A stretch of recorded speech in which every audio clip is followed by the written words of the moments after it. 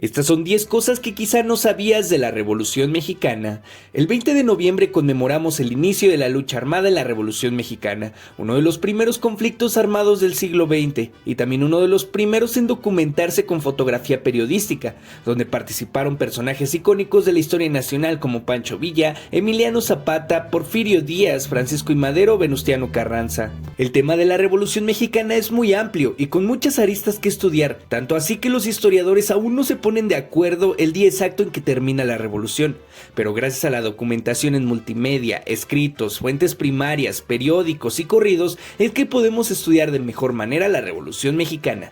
¿Pero te gustaría aprender 10 datos curiosos acerca de este episodio tan importante en la historia nacional? Bueno, pues quédate que aquí te lo contamos. Gente, sean bienvenidos al Mictlán, el lugar hasta donde los muertos quieren seguir aprendiendo de nuestras raíces. Mi nombre es Leo Salazar y hoy te hablaremos acerca de 10 datos que quizá no conocías de la Revolución Mexicana. Así que quédense que ya comenzamos.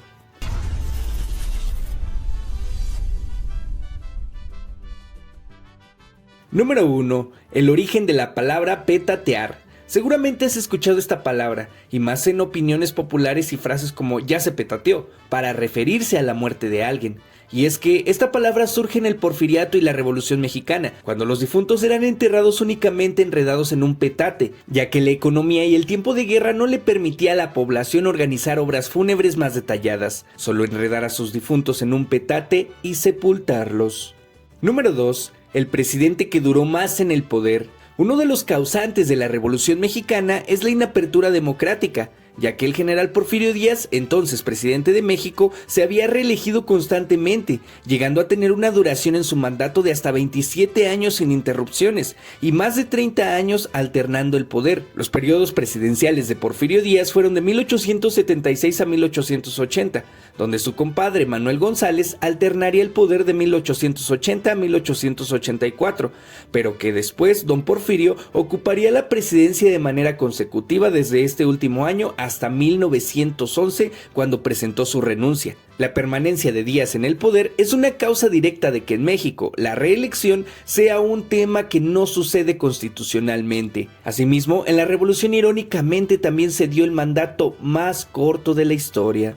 Número 3. El presidente que duró menos tiempo en el poder. Paradójicamente, también en la Revolución Mexicana pasó a la historia el presidente que duró menos ejerciendo el cargo del Ejecutivo, y hablamos nada más y nada menos que de Pedro Lascurain, que ocupó el cargo por únicamente 45 minutos. Todo esto sucedió en el episodio conocido como la Decena Trágica, donde mueren Madero y Pino Suárez traicionados por Victoriano Huerta y el embajador estadounidense Henry Lane Wilson, no sin antes firmar su renuncia.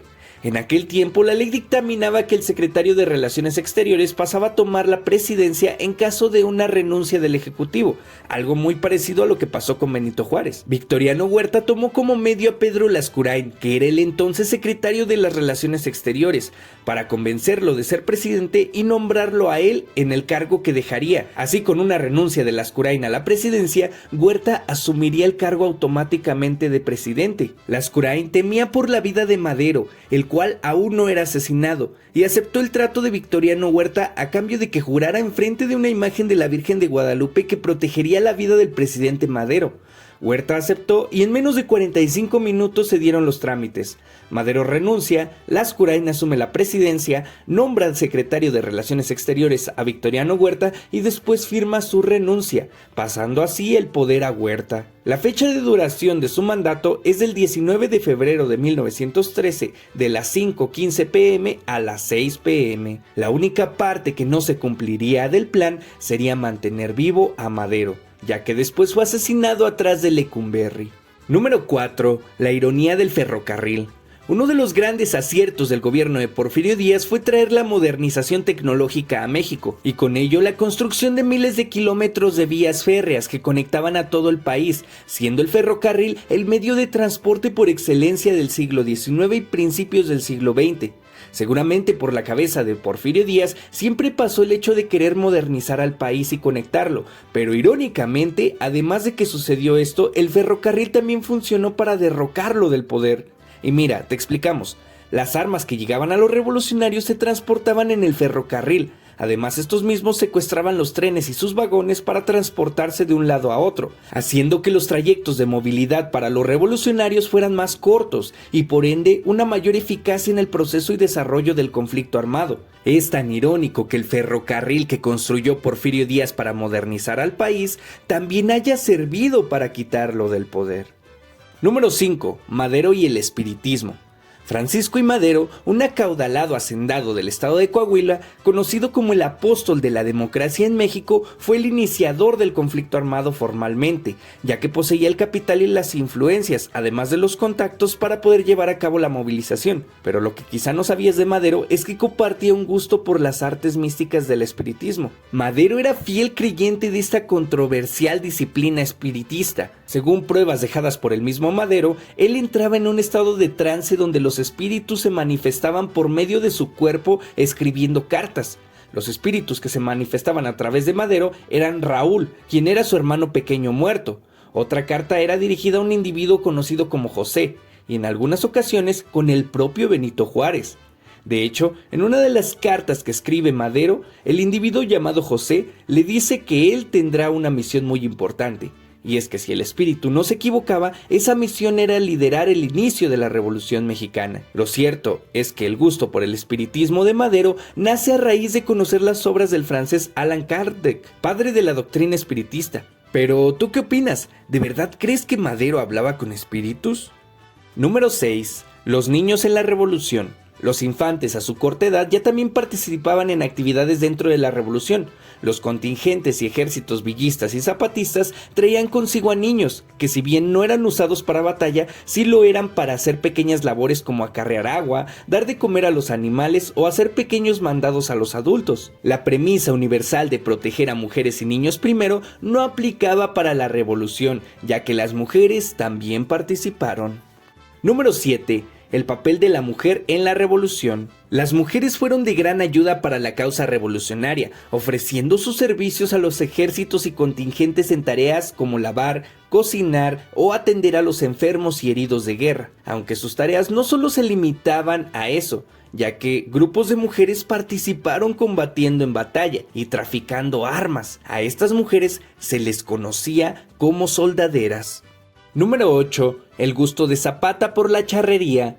Emiliano Zapata, mejor conocido como el Atila del Sur, fue el líder militar que se levantó en armas con los campesinos del estado de Morelos. Pero quizá lo que no sabías es que Zapata tenía un gusto peculiar por la charrería. Esta era su gran pasión y lo llevó a tener caballos y practicar el ahora deporte nacional de México. Incluso en uno de sus eventos de charrería llegó a perder el dedo meñique, cosa que daría de qué hablar en sus seguidores cuando murió en Chinameca en 1919, ya que la gente rumoreaba que el que había muerto no era Zapata, ya que el cuerpo sí tenía el dedo meñique que había perdido en ese evento de charrería. Pero eso es otra historia que podemos contarte en otro video, si dejas un like y un comentario para saber si quieres conocer esa historia.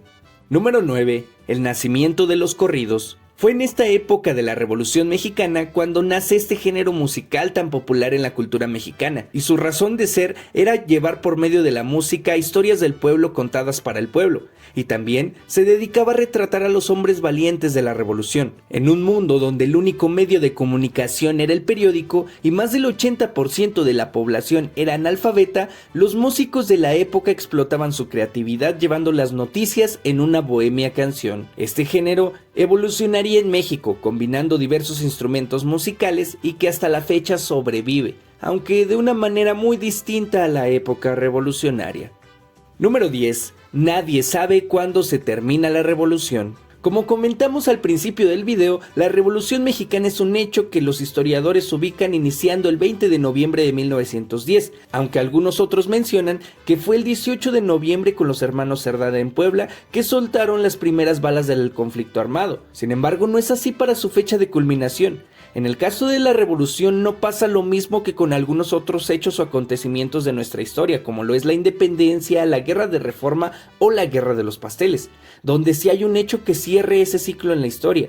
En la Revolución Mexicana no existe, pero la mayor parte de los historiadores coinciden en que el final de la revolución se dio de manera gradual, es decir, poco a poco, y comenzó su declive con la muerte de los caudillos principales, Obregón, Carranza, Zapata y Villa. Aunque no se tiene una fecha exacta del término de la revolución, y es probable que no se tenga en muchos años más, este es uno de los conflictos armados y uno de los procesos históricos más importantes que forjaron la identidad y la historia nacional. Como puedes observar, la Revolución Mexicana tiene un sinfín de aristas que tocar, y que en este video te contamos algunas ironías o datos curiosos que quizá no son tan conocidos en la cultura popular, pero nos gustaría saber tu opinión, no sin antes dejarnos un like y comentar aquí abajo qué te ha parecido este video, compartirlo con todos tus amigos para que así podamos llegar a más personas. Esto beneficia demasiado al canal y a difundir lo valiosa que es nuestra historia. Así que cuéntanos, ¿ya conocías estos datos de la Revolución Mexicana? ¿Cuál de ellos fue el que te impactó más? Bueno, haznoslo saber aquí abajo en los comentarios, nos interesa mucho leerte. Mi nombre es Leo Salazar, estuviste en el Mictlán, el lugar hasta donde los muertos quieren seguir aprendiendo de nuestras raíces, y nos vemos en una próxima edición. Tlazohcamati.